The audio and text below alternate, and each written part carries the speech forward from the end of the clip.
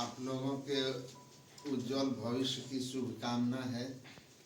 आप लोग पढ़ें, आगे बढ़ें और अपने परिवार, अपने समाज और देश के लिए बहुत अच्छा करें। दूसरी और अहम बात, विद्यार्थी का जीवन जो है तपस्वी का जीवन होता है। तपस्वी समझते हैं? तपस्वी का मतलब होता है कि जीवन का जो एक लक्ष्य आप लेकर चले हैं उसी के, बैठ जाओ, उसी के संबंध में आपको सोचना है, विचारना है और जो कुछ भी करना है उस लक्ष्य के प्राप्ति के लिए करना है।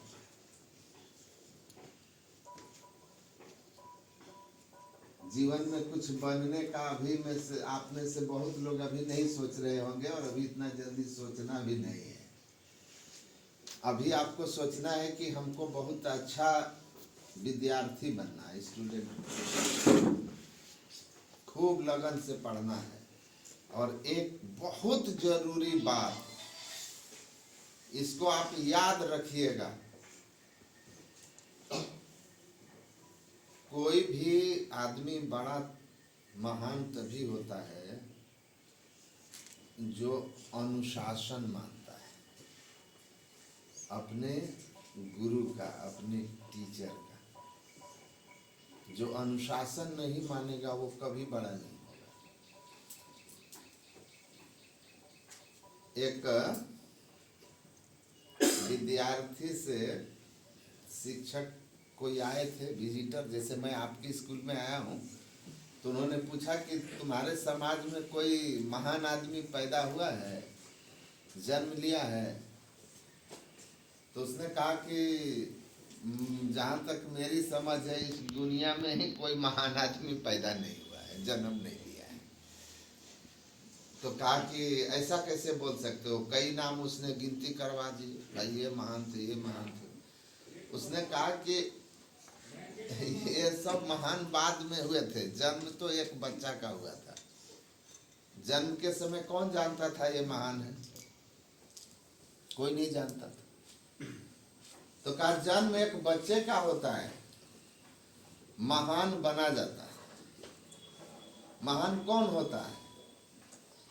स्वामी विवेकानंद एक सन्यासी हुए थे, बहुत प्रसिद्ध सन्यासी, देखे होंगे बहुत जगह उनकी फोटो लगी होती है ऐसे करके, है ना?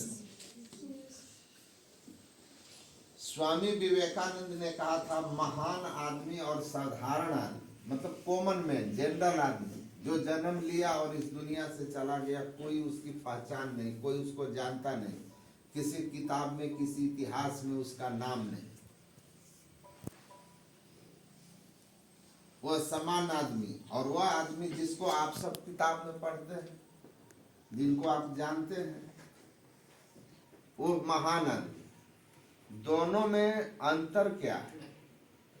कहा दोनों जन्म एक समान बच्चे की तरह ही लेते हैं,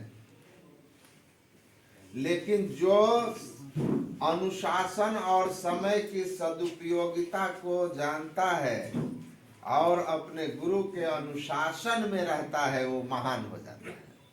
और जो समय की सदुपयोगिता नहीं किया, अब अभी आप विद्यार्थी हैं, आपको पढ़ना चाहिए, तो आप मोबाइल लेकर के गेम खेल रहे हैं, है ना? अधिकांश समय घर में मम्मी पापा से मोबाइल ले लेते हैं, उस मोबाइल पर रील्स देखते हैं, बहुत कुछ देखते हैं, गेम खेलते हैं, तो आपका समय बेकार हो रहा है, समय का सदुपयोग आप नहीं कर रहे हैं। आज रील्स आप देख रहे हैं, एक दिन आपकी जिंदगी रील्स हो जाएगी, बेकार हो जाएगी। तो उन्होंने कहा जो समय का सदुपयोग करता हो, जो अनुशासन में रहता हो, गुरु का आदेश मानता है, वही महान हो जाता है, नहीं तो समान बन के रह जाता है। आया इस दुनिया में, बस चला गया, कोई पहचान नहीं, कोई मतलब नहीं। वो उसका जीवन दुखी होता है, उसका जीवन दुखी होता है। सुखी जीवन चाहिए, जीवन में कुछ पाना चाहते हो, कुछ बनना चाहते हो, नाम करना चाहते हो, अमीर बनना चाहते हो, तो अनुशासन में रहना है, बड़ों का सम्मान करना है। भगवान राम क्या करते थे? सुबह जगने के बाद भगवान राम भगवान कैसे हो गए? आप पढ़िएगा, सुबह उठ के भगवान राम सबसे पहला काम करते थे, प्रातः काल उठ के रघुनाथा मात पिता गुरु नावहि माता। वो सुबह उठते थे तो सबसे पहले अपने माता पिता और फिर गुरुजन को प्रणाम करते थे। आप जब अपने से बड़ों को प्रणाम करते हैं तो वो आपको आशीर्वाद देते हैं। सबके हृदय में भगवान रहते हैं, इसीलिए कोई भी आपके व्यवहार से प्रसन्न होकर आपको आशीर्वाद देगा तो फलीभूत होगा। का 4 चीजें बढ़ जाएगी, आयु विद्या यशोबलम। शास्त्र में लिखा है आप दीर्घायु हो जाइएगा, लंबी उम्र होगी आपकी, अधिक दिन तक जीवन होगा आपका, आपको विद्या की प्राप्ति होगी, संसार में आपका यश होगा, लोग आपका सम्मान करेंगे, आपको जानेंगे। बुद्धि का बल बढ़ेगा, शरीर का बल बढ़ेगा। तो ये जरूरी चीज है, माता पिता गुरुजन को प्रणाम करना।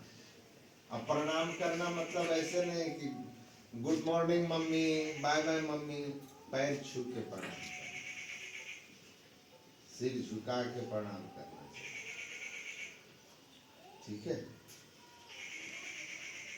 अपने शिक्षक को, उनके अनुशासन को मानना है। घर में जाइए, पढ़िए, है ना, जो होम टास्क आपको दिया जाता है उसको पूरा कीजिए।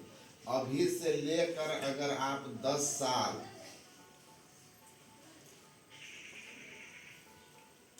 अपने जीवन को अनुशासन में रखे, समय को पढ़ाई में लगाए, तो आपका बहुत जीवन आगे का सुखी होगा। और अभी का जो 4-5 साल, किन्हीं का तो 5 साल 7 साल होगा, किन्हीं का 10 साल। अभी अगर समय में आप अपने सही दिशा में नहीं लगाएंगे ना आप लोग पढ़ाई पर, तो फिर गड़बड़ हो जाएगा, जीवन भर दुख में रहिएगा, बड़ी परेशान रहिएगा।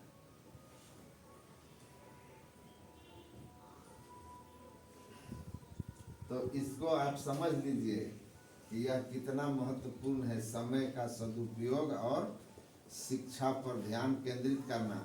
और देखो, जिसको थोड़ा भी होश है ना उसको ध्यान करना चाहिए। ध्यान करने से स्मरण शक्ति अच्छी हो जाती है। जिसको पढ़ाई में याद नहीं, पर ध्यान तो सबको करना चाहिए, आत्म कल्याण के लिए भी, मन की शांति के लिए भी। और सबसे बड़ी बात कि ध्यान करने से मन की एकाग्रता होती है, पढ़ोगे तो याद होते चला जाएगा। जिसका मन जितना एकाग्र होगा वह उतना ही पढ़ाई में अव्वल होगा, मतलब फर्स्ट होगा। पढ़ते जाएगा उसको याद होते जाएगा। तो पढ़ाई के साथ साथ थोड़ा बहुत ध्यान करना चाहिए। अब आप लोग सोचोगे इतना छोटा हम कैसे ध्यान करेंगे? आपसे भी छोटे लोग ध्यान करते हैं। ध्यान करना कोई बड़ी चीज थोड़ी है। बहुत लोगों के मम्मी पापा करते होंगे, है ना। नहीं कुछ समझ में आए तो जिस देवी देवता को मानते हो उसी का आंख बंद करके ख्याल करो। थोड़ा सा ख्याल पढ़ाई के पहले करो, एकाग्रता आएगी, समझे ना। बाकी मोबाइल से बचना आजकल सबसे बड़ा परेशानी मोबाइल है भाई। जिनको जिनको मोबाइल के बीमारी लगी समझो उनका करियर गया। इसलिए इससे बच के रहना है। अभी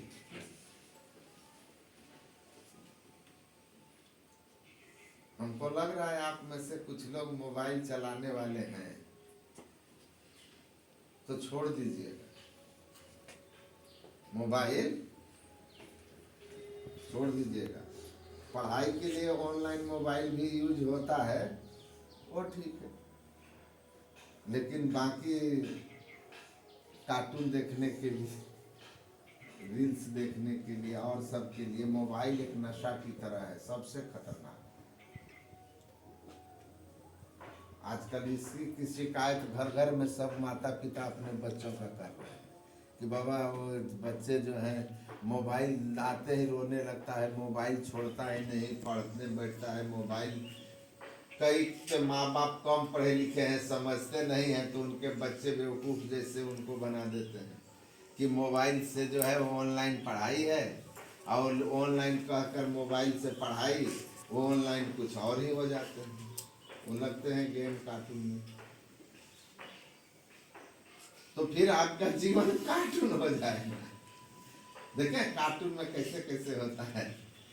तो अभी बहुत जरूरी है कि आप पढ़ें, ठीक है, अनुशासित रहें, माता पिता गुरुजनों को प्रणाम करें, होम टास्क बनाएं, शिक्षक डांटें।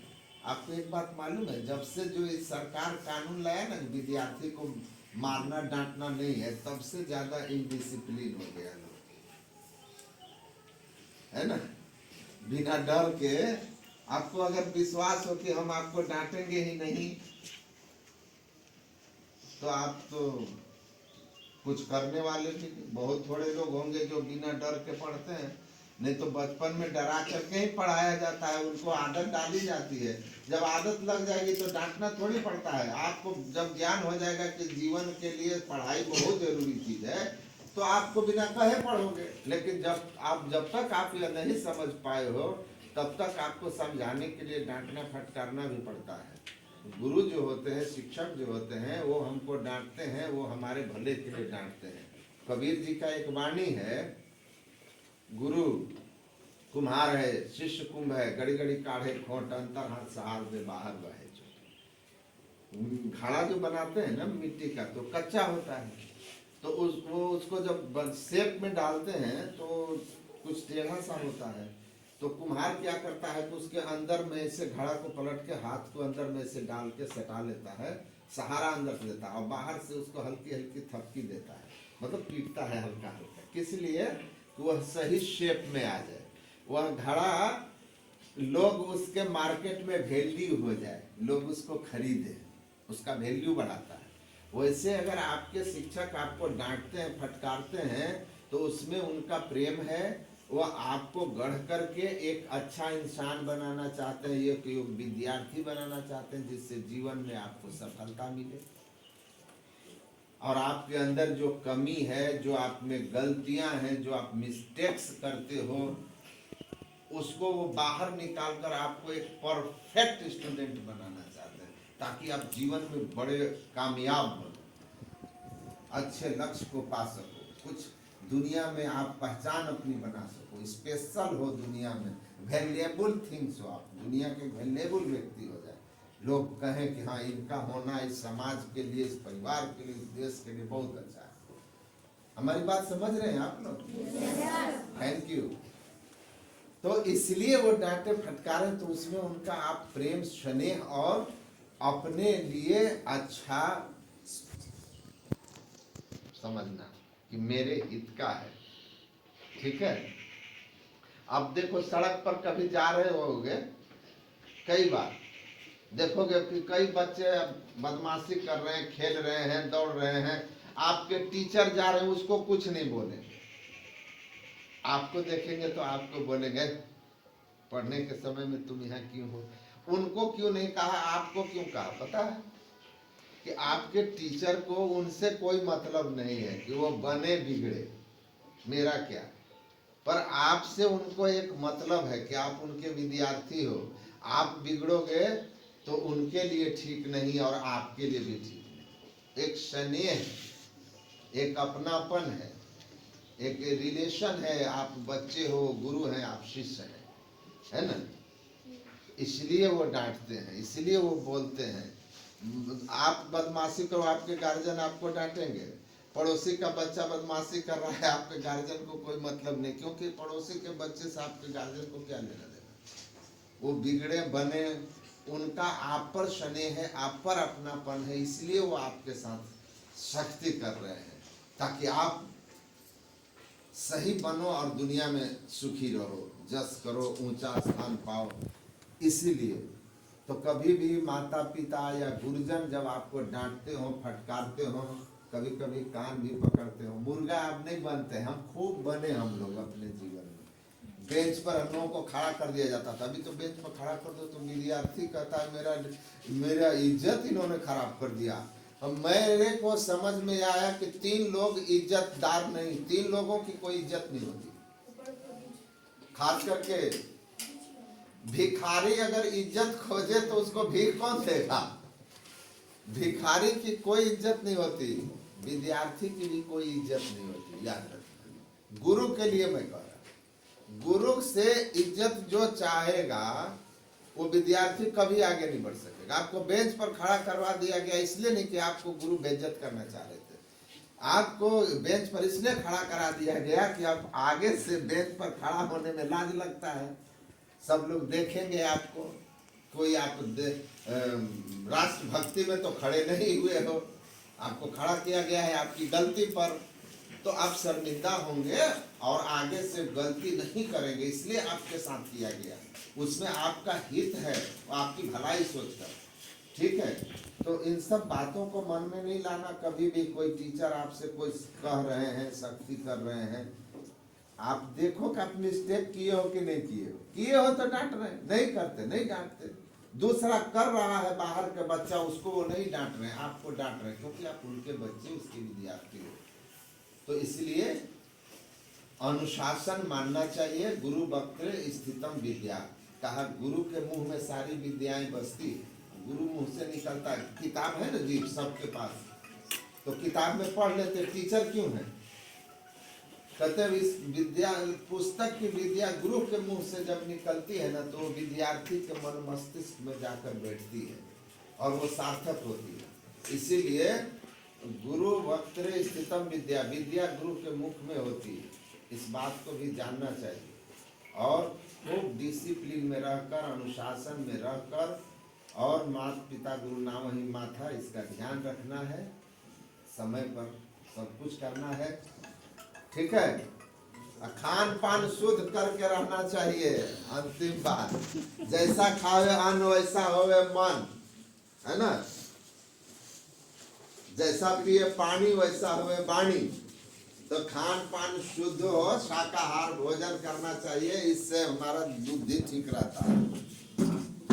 तो संभव हो तो शाकाहार बने करे, संभव क्या संभव है, अपने गार्जियन को भी कहें ये सब नहीं खाएंगे, हम खाओगे उल्टा सीधा, बुद्धि ठीक नहीं रहेगी। बुद्धि ठीक रहती है जब भोजन आहार शुद्ध हो, सत्व शुद्धि, सत्व शुद्धि ध्रुव स्मृति।